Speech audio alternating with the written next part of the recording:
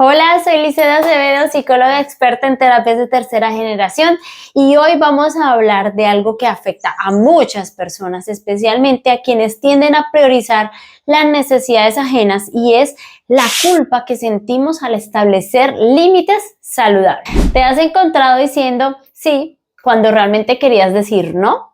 O tal vez has puesto un límite, pero después te invadió una ola de culpabilidad tan intensa que terminaste cediendo. Si es así, este video es para ti. Vamos a explorar 3 formas efectivas de liberarte de esa culpa que aparece cuando priorizas tu bienestar emocional. Así que quédate hasta el final y déjame saber si tienes alguna pregunta sobre este u otro tema relacionado con la salud mental. Me encantaría leer. Antes de abordar las soluciones, es importante entender el origen de esta culpa. A ver, la culpa por establecer límites no es accidental ni irracional. Tiene, en mi opinión, 3 raíces profundas y vamos a mencionarlas uno a uno. Primero, el condicionamiento social. Desde pequeños, especialmente a las mujeres, se nos enseña que ser buenas personas significa estar disponibles para los demás, sacrificarnos y poner las necesidades ajenas por encima de las propias, ¿cierto? Este mensaje lo recibimos de múltiples fuentes, de la familia, de la educación, de los medios de comunicación e incluso algunas interpretaciones religiosas. Segundo, también está la dinámica familiar temprana. Muchas personas crecieron en familias donde no se respetaban los límites individuales. Quizás tus emociones o necesidades fueron desestimadas o tal vez observaste a tus cuidadores sacrificarse constantemente sin establecer límites saludables, pues estos patrones se internalizan profundamente y se convierten en nuestra normalidad. Y número 3, miedo al rechazo o al abandono. A nivel más profundo, la culpa por establecer límites está conectada con un miedo evolutivo al rechazo. Como seres sociales que somos, pues dependemos de nuestras conexiones para sobrevivir y el cerebro puede interpretar el descontento de otros como una amenaza a esta conexión vital que necesitamos. Entonces, esta comprensión es importante porque nos ayuda a ver que la culpa no es una señal de que no estamos haciendo, de que estamos haciendo algo incorrecto, sino un patrón aprendido que pues, se puede transformar. Entonces, vamos con la segunda parte de este video porque les explicaré qué son realmente los límites.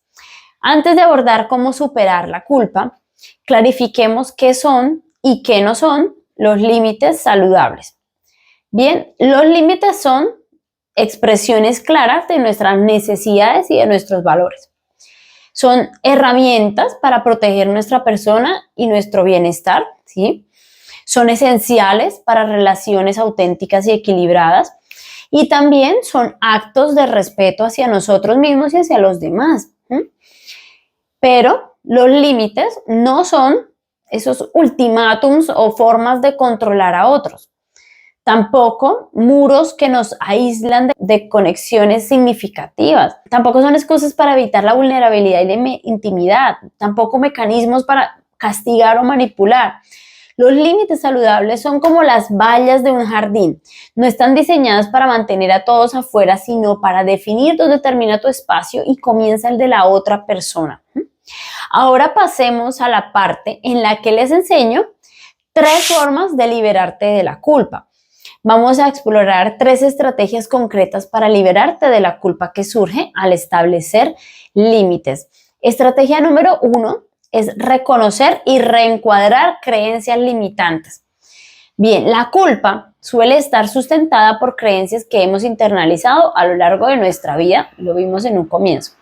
Entonces, el primer paso es identificar estas creencias y cuestionarlas conscientemente.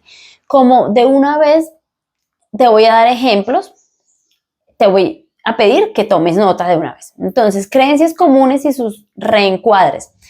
A la creencia de si establezco límites soy egoísta, pues el reencuadre sería algo como cuidar de mis necesidades me permite estar presente y disponible de forma auténtica para los demás.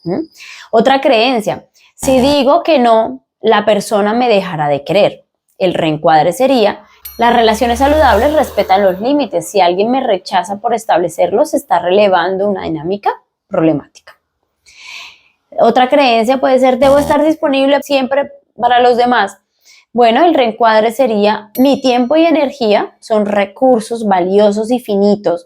Distribuirlos conscientemente es una responsabilidad, no un acto de egoísmo. Ahora, hagamos un ejercicio práctico. La próxima vez que sientas culpa, identifica el pensamiento específico que la está generando. Lo escribes y luego te preguntas, ¿de dónde viene esta creencia? ¿Es realmente cierta o es una interpretación? ¿Cómo puedo verlo desde una perspectiva más equilibrada? Pregúntate también, ¿le diría esto a un ser querido que está estableciendo un límite saludable? Bueno, esta práctica de cuestionamiento consciente repetida con el tiempo será de gran ayuda para ti. Vamos con la estrategia número 2 y es practicar la autocompasión ante la culpa. La culpa es una emoción difícil y combatirla con dureza interna solo empeora la situación. La autocompasión es fundamental para transformar esa experiencia. Así que voy a darte unos pasos para practicar la autocompasión. ¿Listos? Entonces, primero reconoce la universalidad. Millones de personas luchan con estos mismos sentimientos de culpa.